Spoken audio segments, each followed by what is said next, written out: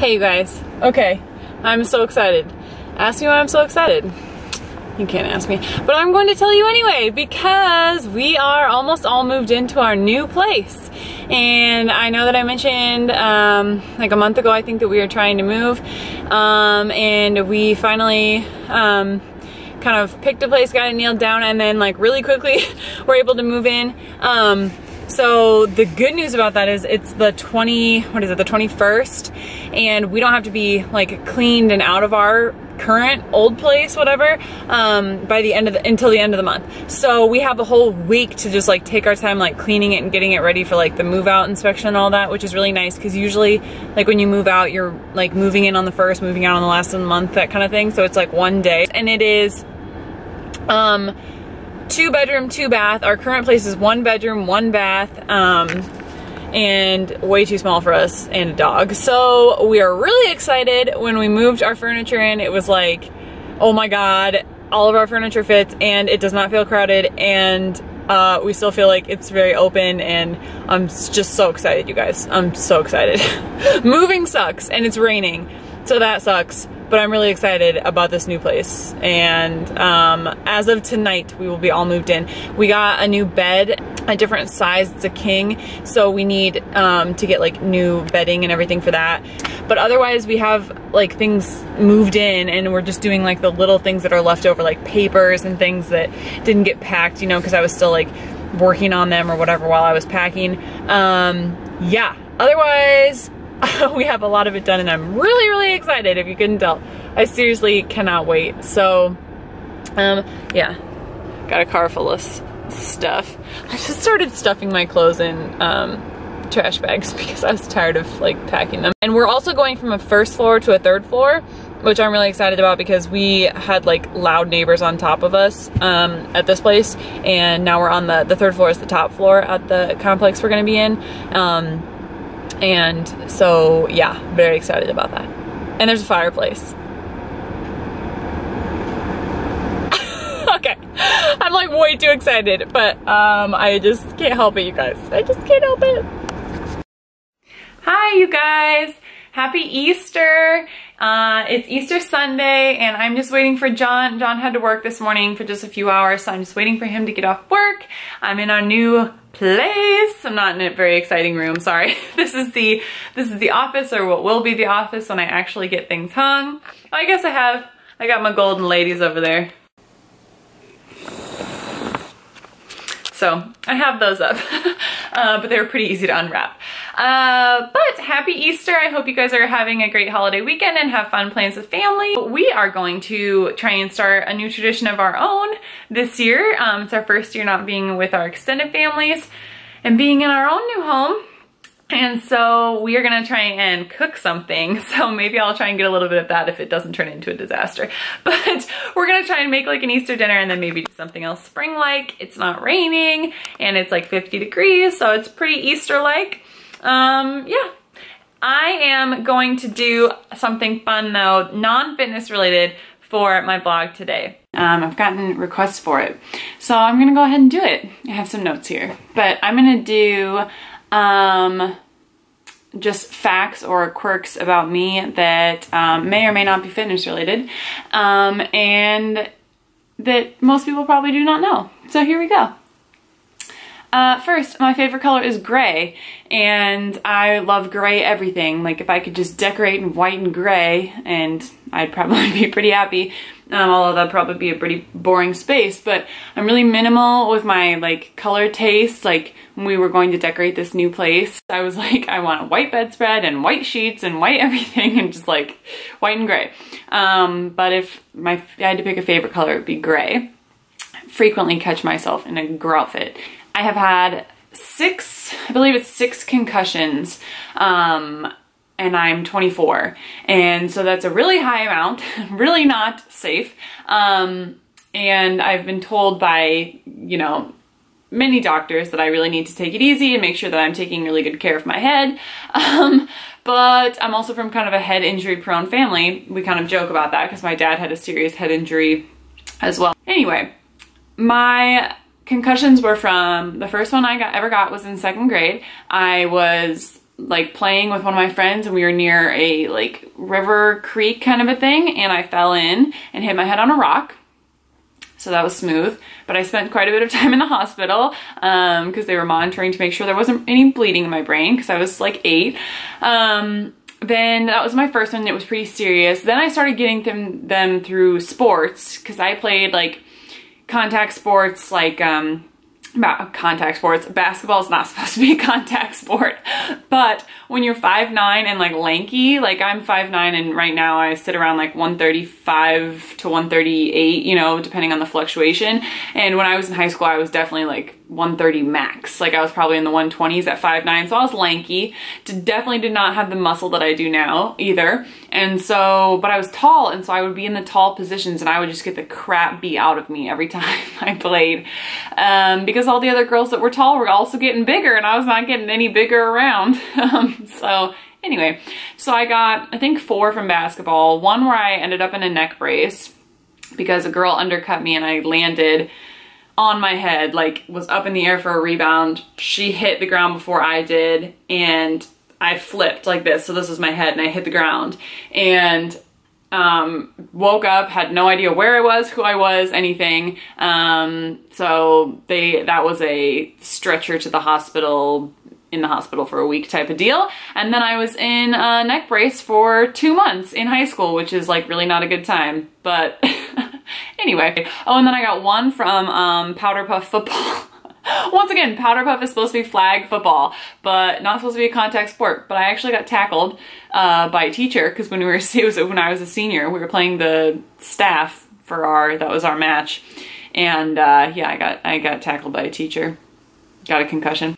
Also, I apologize for this like Bandeau situation. It's not my bra, so everyone can calm down. But that's why I wear it, because this stupid, so I'll show you the like dress romper stitch that I'm wearing. It's really cute, but it's very like flowy. And so I have to, and like these just they're like no shape to them at all. And so anyway, that's why the bandeau, that's why you can see it. It's supposed to be there. I promise I'm not trying to just like be all up in your face. So just FYI, that will probably continue to happen, but that is why it's there. But I change my pillowcase like compulsively, like probably at least two, probably 3 times a week I change my pillowcase. So I go through like 3 pillowcases in a 7 to 8 day period. And you know, I never had one of those stories where I went from like awful to like glowing, but I do take really good care of my skin because, you know, it took me a while to get to a really good place where I like had consistently smooth, nicer skin. And so, you know, pillowcases are like grime and sweat and grease central, like even from your hair, even if like you think your hair is clean, like anytime you minorly sweat during the day, your hair can be kind of greasy. And if you go to bed with that on your pillow and then roll over and then your face is on that, even if you've washed your face before you go to bed, see, like even listen to me now.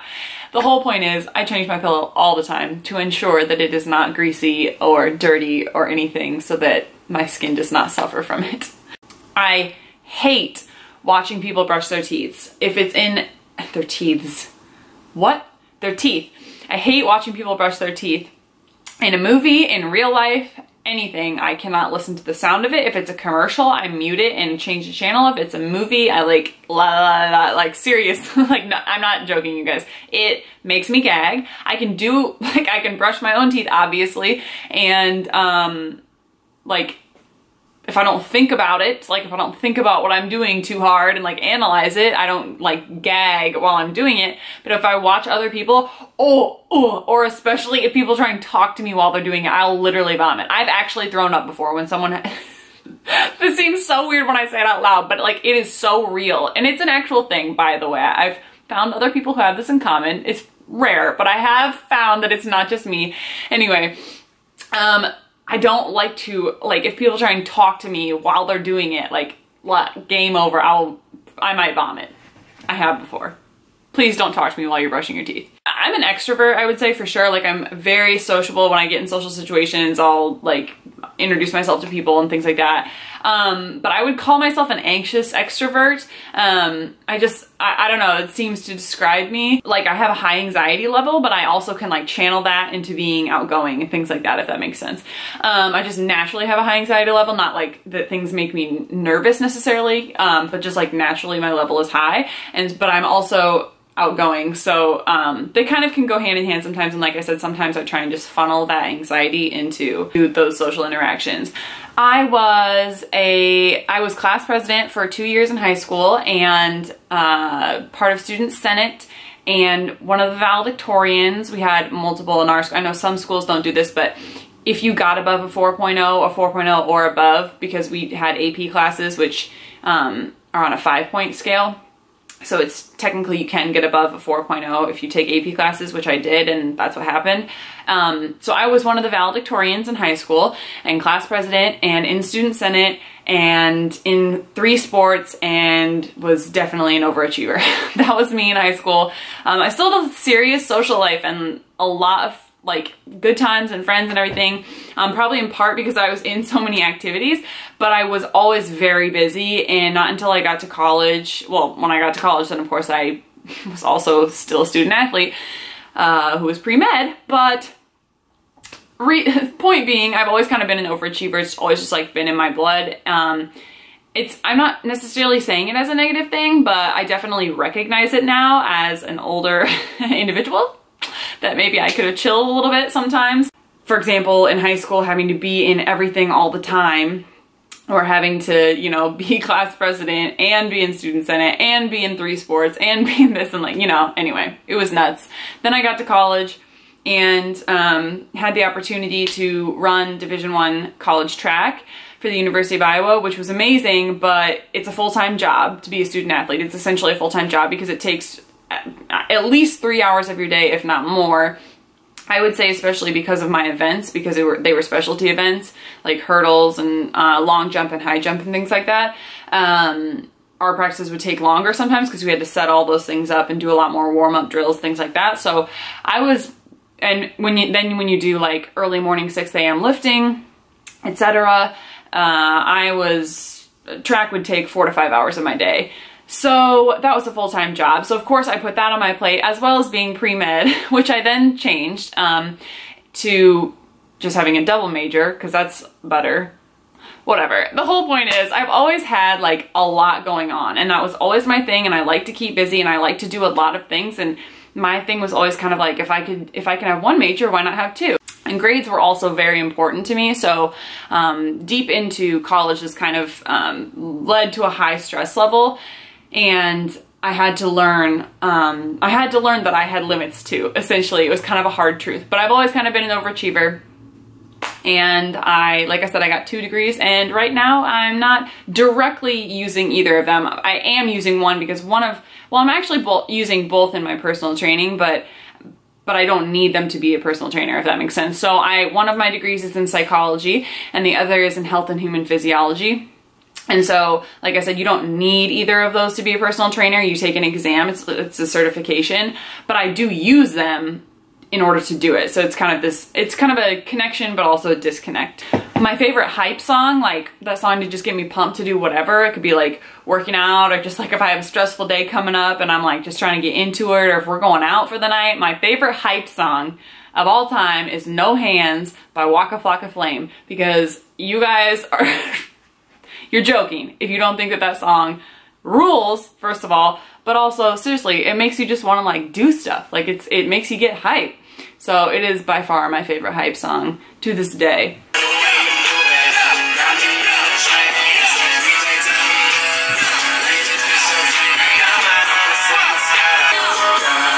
Drop it to the floor,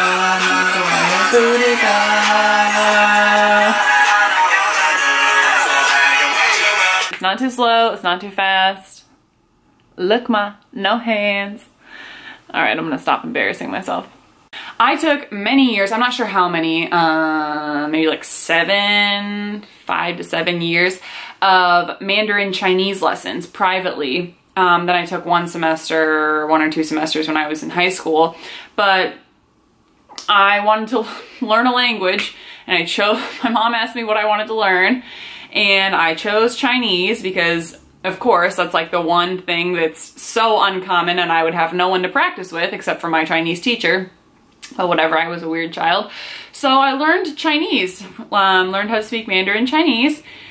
I wasn't 100% fluent, but I would say like, I mean, I could have full-on conversations with her, but like I said, she was the only person I knew that knew how to speak it. So I had no one to practice with, and so eventually I lost it because I couldn't take it all throughout high school because it was so there were like 5 high schools in my, the city that I grew up in.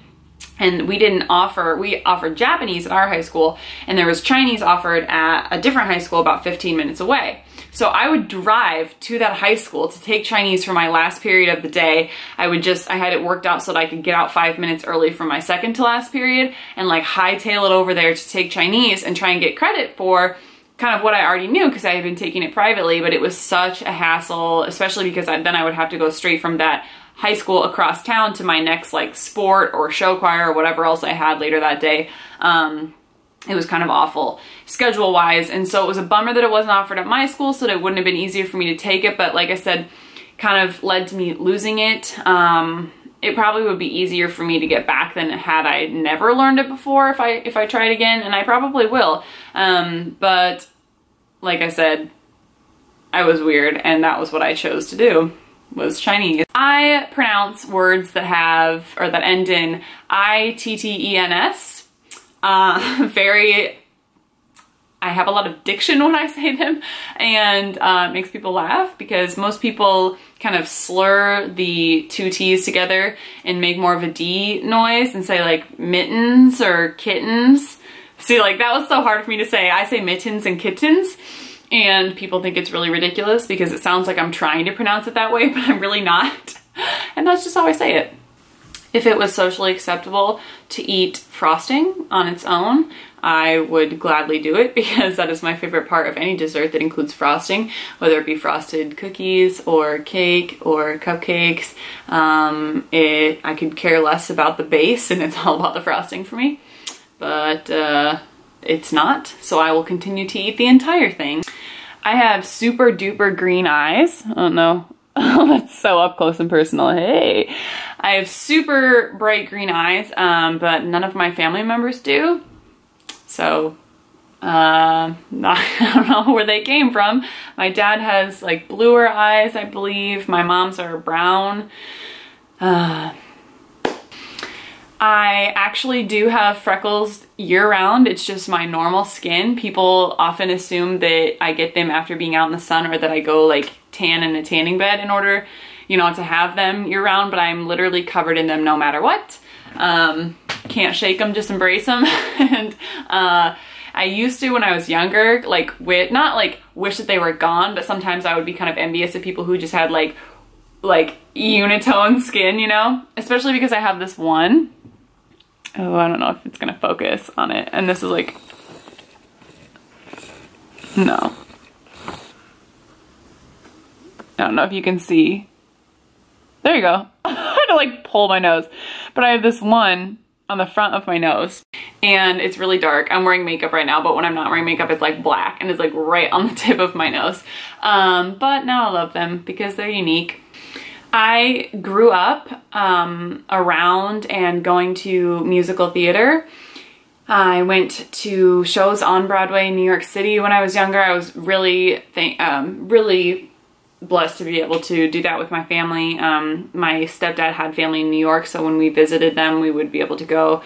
And both my mom and my stepdad were very, very into musicals and the arts, and so I grew up around that. I did musicals and plays while I was in middle school as well.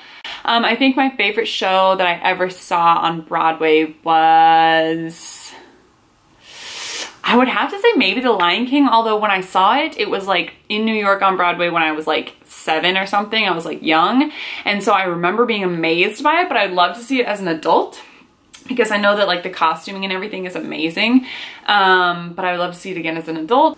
But yeah, I've seen over 20, maybe over 25 musicals in person, and I always want to see one before I see a movie version of it. It's kind of like the book and movie version for some people. For me, it's like the actual live performance versus the movie for musicals for me. Like I had already seen Les Mis, but had I not, when that new movie came out a few years ago, I wouldn't have seen the movie. I needed to see it like in person and see the actual actors and actresses on stage. It's just like, that's my thing. Like some people have the book and the movie thing, and I have the play and the movie version, or the musical and the movie version.